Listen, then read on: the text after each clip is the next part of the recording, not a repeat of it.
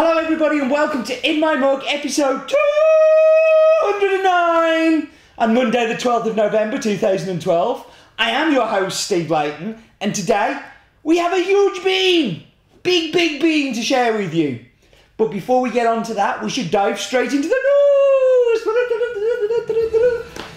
I am getting slightly mentler doing these. Have we noticed that it's all going a little bit weird and a little bit crazy? I apologise, I am nuts.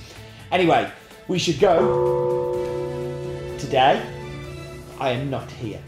I am in the future. I have become a man of the future because I'm going to New Zealand. I'm recording this on the Friday, I leave on the Saturday, so you'll be watching this next week and I'll be either in the air or landed and in New Zealand. I'm very excited. I've been invited to go and speak at the New Zealand Specialty Coffees Symposium, which I will tell you more about when I'm back, but I'm very excited. I've never been that far. I mean, it's the opposite side of the world, so very excited. Anyway, Brazil is back! We have Brazil Espresso, which I know lots of you love because many of you emailed me saying, when's it coming back? When's it coming back? We also have Brazil Fazenda Inglaterra. We have another Brazil to come on soon. Cachoeira is afloat and should be here really soon. It's all very exciting. Can you tell I'm excited? And just to make it more exciting, Bolivia's are back. So Loaiza is on the site. Loaiza Cascara is on the site too. Next week we will have a Bolivian on In My Mug, and it's all gonna start flooding in. We have some different Cascaras from some different farms too. For those who don't know what Cascara is the cherry dried off the coffee and you can make like a tea out of it. Very high in caffeine, very high in deliciousness, very high in yumminess. So yeah, really pleased to get Bolivia's back. Really pleased to get Brazil's back. It's good to be alive.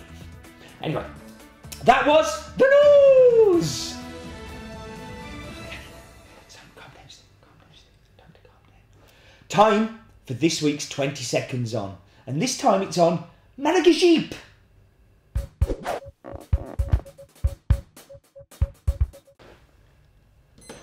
Pronounced maragogype, this varietal is found in Brazil and is a mutant from the Typica varietal. The plant is very distinctive as it has very tall, huge leaves and massive fruit.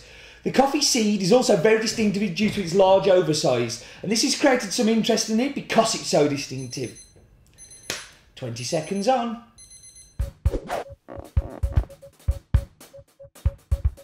It's not fair. 20 seconds just isn't enough. I wanted to tell you that it's quite often found in Guatemala, Mexico, Brazil.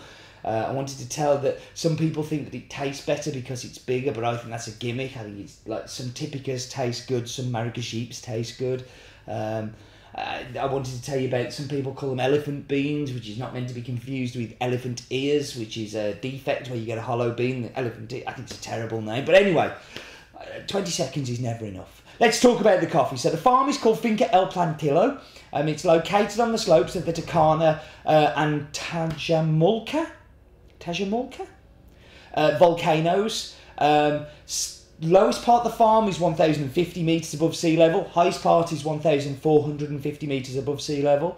The farm covers 368 hectares, of which 321 are planted with coffee. This is a massive farm, like huge.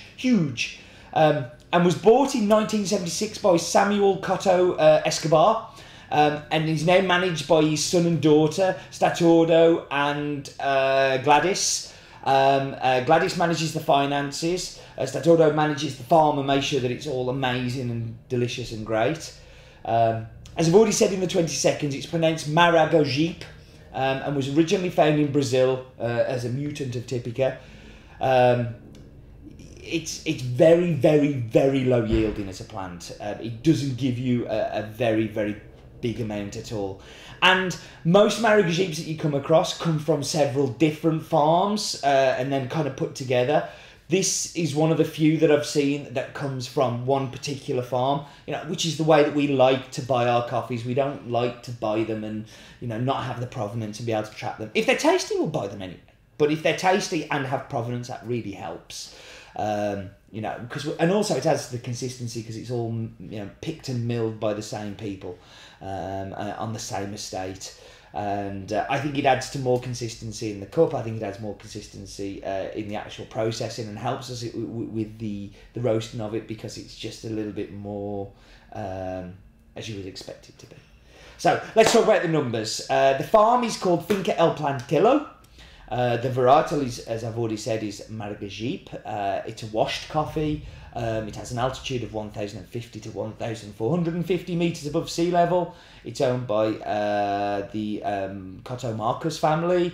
The nearest city is San Rafael, and it's in the San Marcos region of Guatemala. Okay, that's all that done. I think it's time for the map bit. It's the map bit. No expense spent. It's the map bit. Hello. So up we zoom and across we zoom, a familiar path. I hope you're not getting bored of this yet. I'm not. I love the map bit. Okay, so here's Guatemala. And if we just look to the south there, we can see Honduras. And then if we just look below there, we can see El Salvador. But here we have Guatemala, and we can see El Bosque there, which is in the Amatitlan area. But we're interested in Plantillo, which is in San Marcos that you can see there. So you can see also the volcano, the Taramulco that we talked about in the Stadsbity. But you can see there, it's kind of almost embedded between two volcanoes. And that is El Plantillo. Platanillo. Cool. That was the map bit.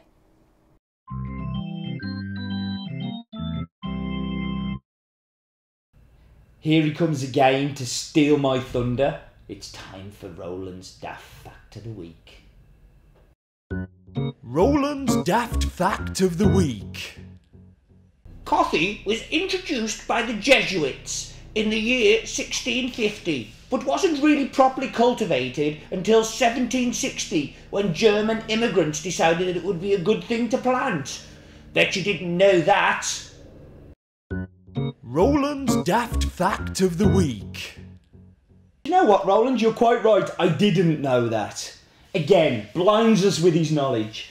So it's time for the Wheel of Death. Last week we had Kalita Wave, which we can say goodbye to. I do like the Kalita Wave, though. I hope it comes back soon. And this week it's replaced with Cortado. So, spin it round. Where it goes, nobody knows. Latte! I win. Latte it is. Oh, that's an easy one. I like latte. Okay, so I'm going to whack you on pause. I'm going to go make tasty and delicious coffee, and I'll be back with you very, very shortly.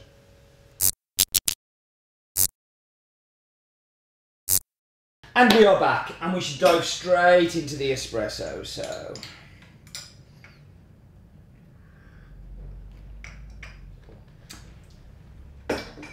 So, what I get straight away is lots of green apple acidity. It's very, very kind of like almost sharp, very sweet, and super clean, like really, really clean.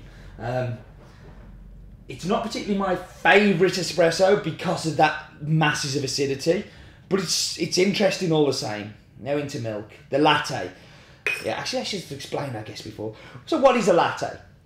I don't know, because the lines between cappuccino and latte have blurred so much in recent years.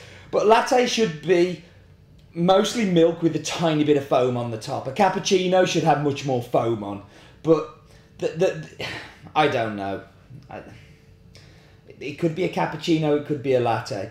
I recall a story once going into a coffee shop, and I had a latte and my friend had a cappuccino, and my friend said, "Oh, I ordered a cappuccino," and they went, "Yeah," and they got the chocolate powder out and put chocolate. We never went back. Yeah. Now, what does happen with that acidity that's in the espresso it's definitely cutting through the milk a lot more, and it's a lot more kind of, you can taste the coffee kind of in harmony with the milk, and it's a very tasty cappuccino. And this is it's not a cappuccino, it's a latte. See, that's how bad the lines are. But that's, you know, kind of like the difference between an espresso and what milk can bring to it. I think it's much better as a milk drink. And I've played with these new brewers that I was telling you about last week that we've got on the site from Kalita. I'm not sold on them yet, I must be honest, but they're different, they're fun, and they're cheap, and they're nice to. It's a nice little different brew method to play with.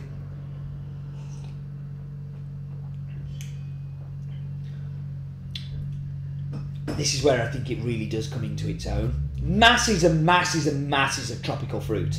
I get pineapple, I get that kind of whole kind of mango. It really is. Sorry about the loud. Wow, that sounds healthy, doesn't it? I get lots of tropical fruit, lots of brightness coming through. That's where, for me, it wins.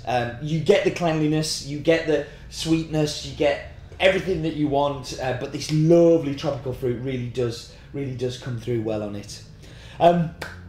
So what we should do now is we should do the descriptor scale from last week's Ethiopian.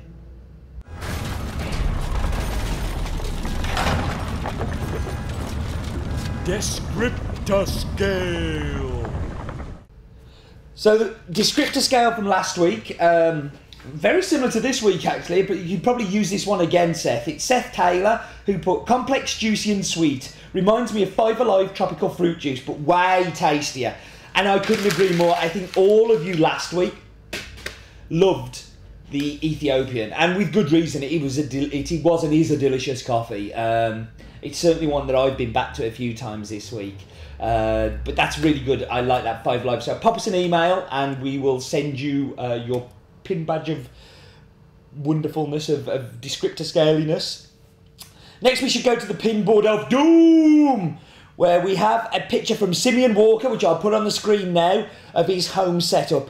And Simeon very kindly felt sorry for me a couple of weeks ago when I was crying on here, going, send me some things. And I do need more things still.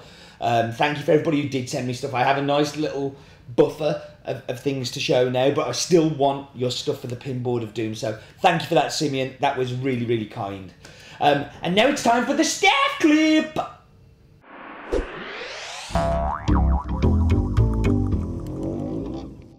So this week's staff clip is a bit special because it's my baby sister. So my sister works with us here. She's been with us a few years now, and I love working with my sister. I think it's great. But yes, it's time for Baby K.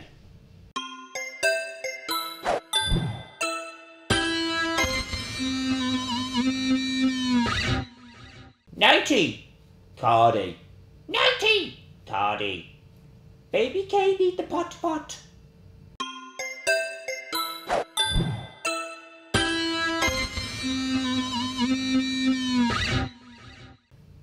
Is it me, or are the staff clips getting a little bit weird? Yeah, I blame this on my Avid Merian kind of bow selector kind of humour. But yes, so let's wrap up with the numbers. The farm is called Finca El Platillo. The varietal is maragogype. It's a washed coffee grown at an altitude of 1,050 metres to 1,450 metres above sea level. Owned by the Cotto Marcos family in the San Rafael, San Marcos region. And that is everything.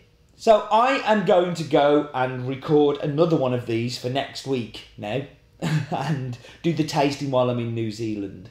But do remember, life is too short for bad coffee, and I'm going to drink a lot of coffee tonight.